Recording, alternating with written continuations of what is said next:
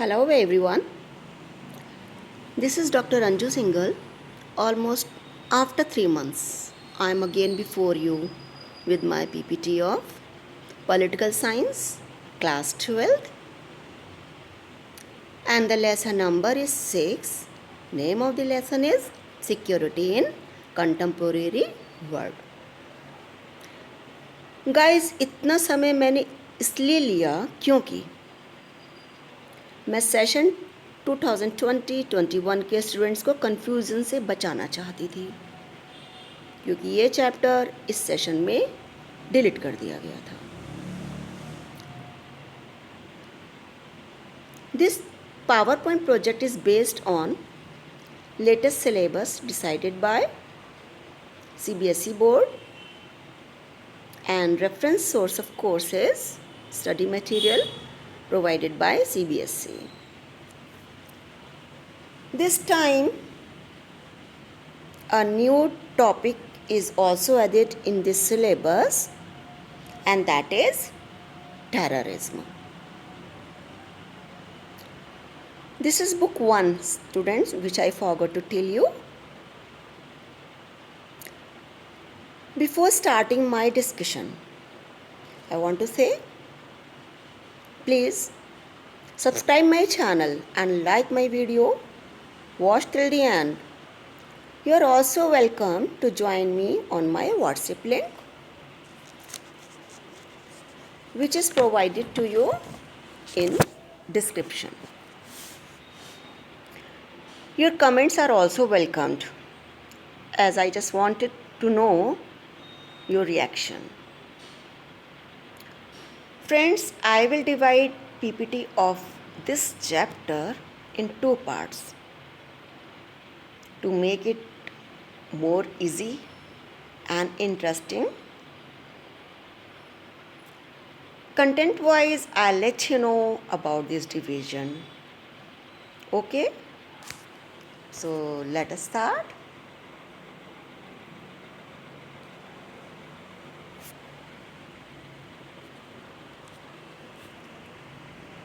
This is content before you. In content, we'll take first introduction, then meaning of security, types of security, and in the last there will be terrorism.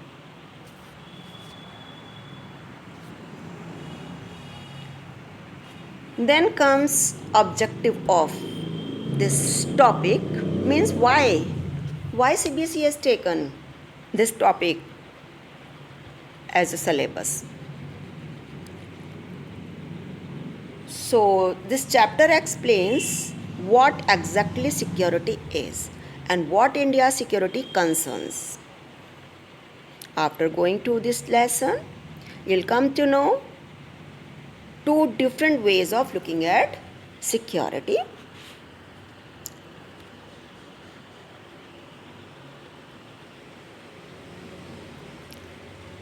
Guys, security relates only to extremely dangerous threats.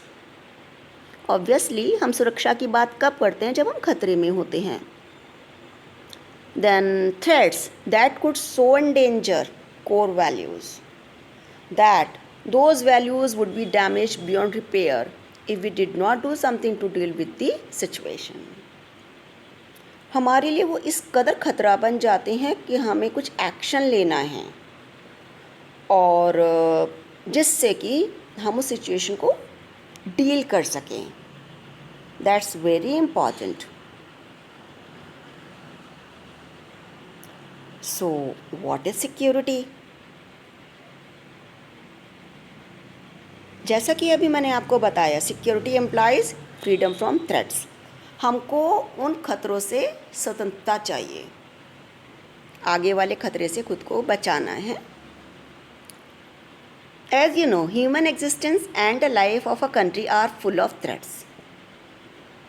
But इसका मतलब ये नहीं है कि कोई भी जो threat है वो हमारे लिए सिक्योरिटी थ्रेट है ना.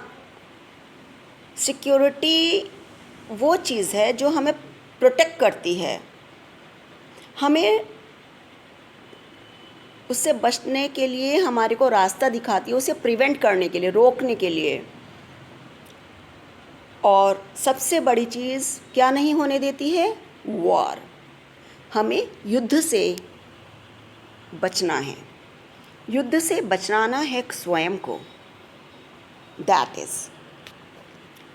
So now first comes types of security. There are two types of security: traditional security, and the next one is non-traditional security. So guys, अभी मैं आपको बता देती हूँ कि जो हम अपने फर्स्ट वीडियो में लेने वाले हैं उसमें हम लेंगे traditional security, okay, and the next video which I will make after this, उसमें हमारा टॉपिक आ जाएगा नॉन ट्रेडिशनल सिक्योरिटी का। सो पहले हम लेते हैं ट्रेडिशनल सिक्योरिटी। सो ट्रेडिशनल सिक्योरिटी में दो बातें आ जाती हैं, एक्सटर्नल एंड इंटरनल। एक्सटर्नल जैसा कि नाम से ही क्लियर है, बाहरी तरीके से हमारे ऊपर क्या सिक्योरिटी के कहाँ कहाँ हमें सिक्योरिटी लेनी है ये हमें क्लियर करना है। और इंटरनल यानी कि हमें अपने देश के अंदर। So in the external the first one comes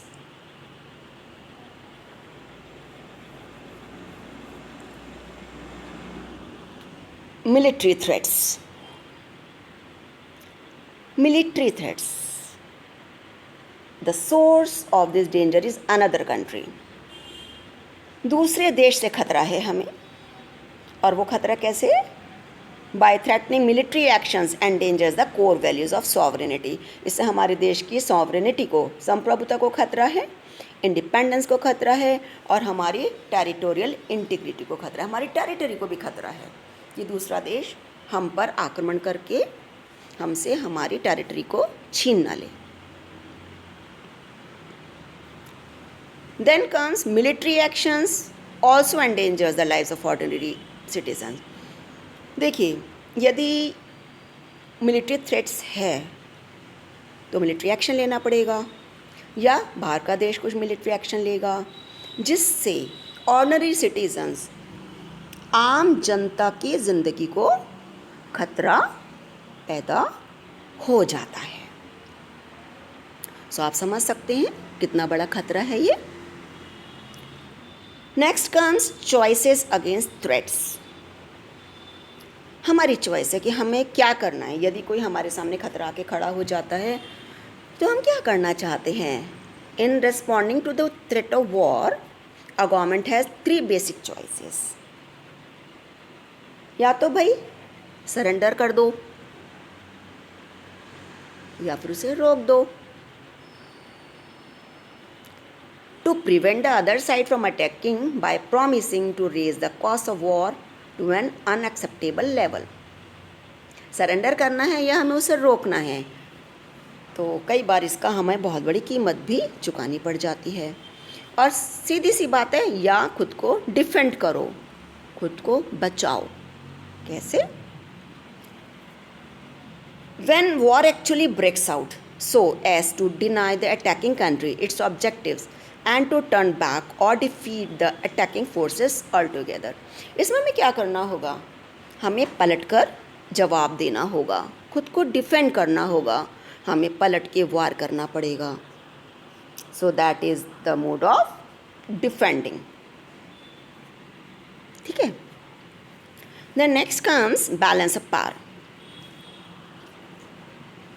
When countries look around them, they see that some countries are bigger and stronger. This is a clue to whom might be threat in the future. A good part of maintaining a balance of power is to build up one's military powers. Very simple. जब हम एक country है, India is a country है ना, जब हम अपने चारों तरफ और कंट्रीज़ की तरफ देखते हैं तो हम ये अंदाज़ा लगाने की कोशिश करते हैं कौन सा हमसे बड़ा है और कौन सा हमसे ज़्यादा स्ट्रांग है। अब ये क्लू हो जाता है कि फ्यूचर में, आने वाले समय में इन कंट्रीज़ में से कौन हमारे लिए खतरा बन सकता है, इस्यूम करना होता है उनके बिहेवियर से, उनकी ट्रीटीज से। So a good part of maintaining balance of power, तो ऐसे में हमें क्या करना पड़ता है, उस कंट्री और अपनी कंट्री के पावर को बैलेंस करने के लिए हमें क्या करना है, to build up one's military power. भाई हमको अपनी मिलिट्री पावर को बैलेंस करना पड़ेगा, उनके जैसा बनाने का कोशिश करना पड़ेगा। या फिर चौथा तरीका भी है, अलायंस बिल्डिंग। अब हमको अलायंस, संधि करना है, अलायंस करना है। An alliance is a coalition of states that coordinates their actions to defer और डिफेंड अगेंस्ट मिलिट्री अटैक। हमको इस मिलिट्री अटैक के अगेंस्ट में कोऑर्डिनेशन बनाना पड़ेगा दूसरे कंट्रीज़ के साथ। Most alliances are formalise in written treaties and are based on a fairly clear identification of who constitutes the threat. और अधिकतर ये अलायंसेज रिटन रूप में एक कंट्री की दूसरे कंट्रीज़ के साथ होती हैं। अब countries from alliances to increase their effective power. अब ये कंट्रीज़ जो हैं अपने अलायंस बनाती हैं अपनी इफेक्टिव पावर को बढ़ाने के लिए। और these alliances are based on national interest and can change when national interest change. हम कहीं भी किसी भी तरह का अलायंस लेते हैं, करते हैं, तो ये हमारे नेशनल इंटरेस्ट पर बेस्ड होता है। और ये चेंज भी हो सकता है ये अलायंस, बिकॉज जैसे जैसे हमारा नेशनल इंटरेस्ट बदलेगा हम इस अलायंस को भी चेंज करने की इच्छा करते हैं। I hope you understand. Now quick revision, like in the traditional security we have two types, external and internal. In external we have again 4 military threats, choices against threats जिसमें आ जाता है to surrender, to prevent और to defend. Next is balance of power, and the last one in external is alliance buildings. Now guys comes second type of security and that is traditional security.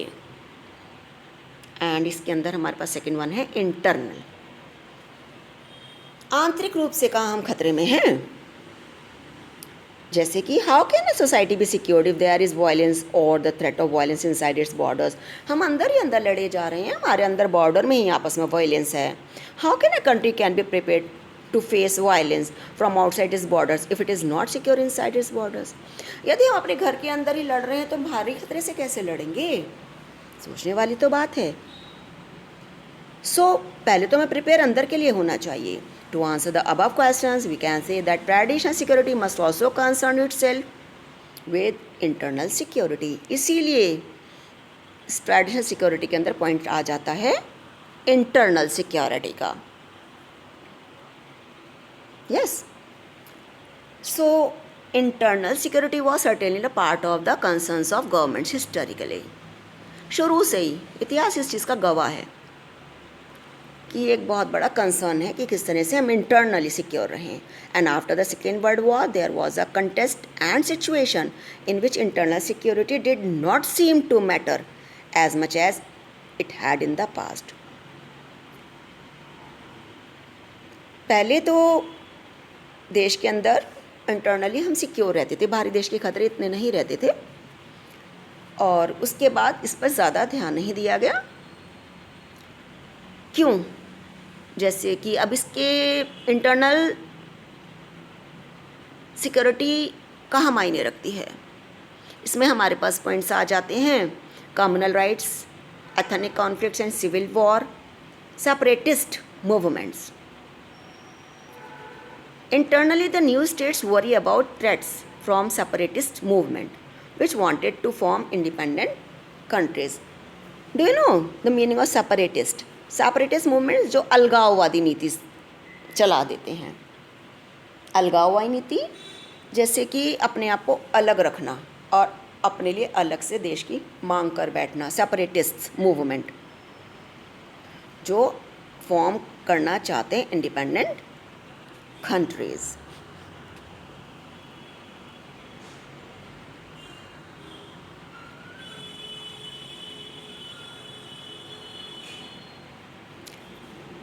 Communal riots भी हम, जैसे कि मैं आपसे detail में इसके बारे में बात कर लेती हूँ। कम्युनल राइट्स एक बहुत बड़ा खतरा है, और इंडिया जैसे देश में तो और भी ज़्यादा है, जिसे हम कहते हैं सामुदायिक झगड़े। क्योंकि एज यू सी, हमारे देश में अलग अलग कम्युनिटीज़ हैं, शुरू से ही मिलकर रहती आ रही हैं, लेकिन कभी कभी ऐसा हो जाता है कुछ विचारों में मतभेद की वजह से, कुछ अपने पर्सनल इंटरेस्ट की वजह से हमारे को कई बार कम्युनल राइट्स का सामना करना पड़ा है, और ये एक बहुत बड़ा खतरा हो जाता है हमारे देश के सिक्योरिटी के लिए। एंड यू नो, ये कम्युनल राइट्स कई बार सिविल वॉर आप समझ सकते हैं, सिविल वॉर, देश के अंदर वॉर हो जाना। और आपको एक पता है कि हमारे यहाँ एक ये भी ऑप्शन है कि जब कभी सिविल वॉर हो तो हमारा यहाँ पर इमरजेंसी लागू किया जा सकता है। तो सिविल वॉर आप समझ सकते हैं कितनी बड़ी एक थ्रेट है देश की सिक्योरिटी के लिए। एथनिक कॉन्फ्लिक्ट्स वो जो पुराने लोग जो हमारे यहाँ ट्रेडिशनल पीपल रहते चले आ रहे हैं, कई बार उनके सिद्धांतों से हमारी कुछ मतभेद हो जाता है और वो एथनिक कॉन्फ्लिक्ट सिर उठा लेते हैं, जिससे कि देश की सिक्योरिटी को खतरा हो जाता है। ठीक है। The means of traditional security and cooperation limit the violence up to maximum extent through disarmament, arms control and confidence building, जिसके लिए हमें क्या करना पड़ता है?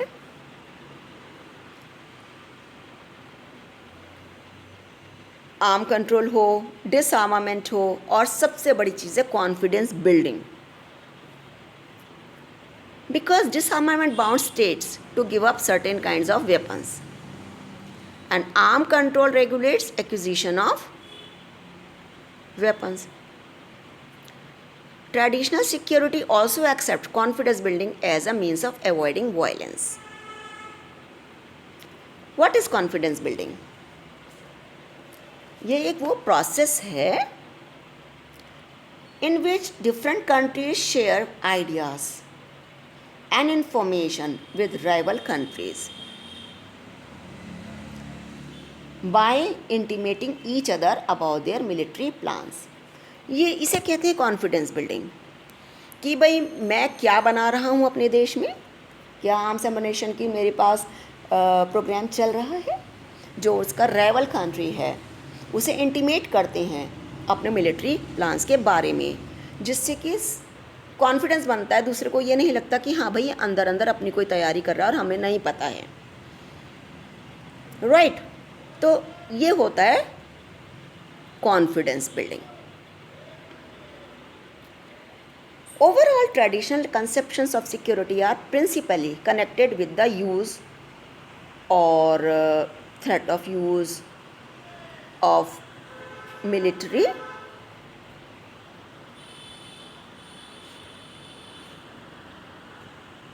force.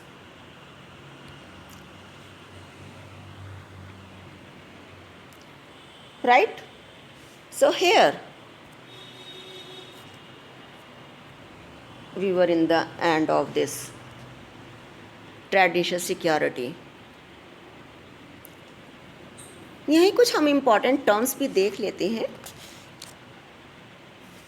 बिकॉज इस कंप्लीट चैप्टर से रिलेटेड क्वेश्चंस जो कि मैं अक्सर अपनी पीपीटी के एंड में किया करती हूँ, like previous year questions we discuss, कुछ एक्टिविटीज़, ये सब हम करेंगे सेकंड पीपीटी के लास्ट में, जो expected answers, questions for the year या for the exam, daily quiz and MCQs, ये सब हम नेक्स्ट पीपीटी के बाद में डिस्कस करने वाले हैं। बट अभी इधर मेरे सामने हैं कुछ फुल फॉर्म्स हैं जो कि रिलेटेड हैं विद द सम ट्रीटीज, या कह सकते हैं जैसे कि BWC, you can write if you want to. ये था 1972 में biological weapons convention, BWC। CWC, this convention took place in 1992, that is chemical weapons convention. Then there was one in 1972, ABM, anti-ballistic missiles. Its full form is anti-ballistic missiles. Then comes NPT, very very famous one, nuclear non-proliferation treaty. So these are all important conventions or treaties took place in past.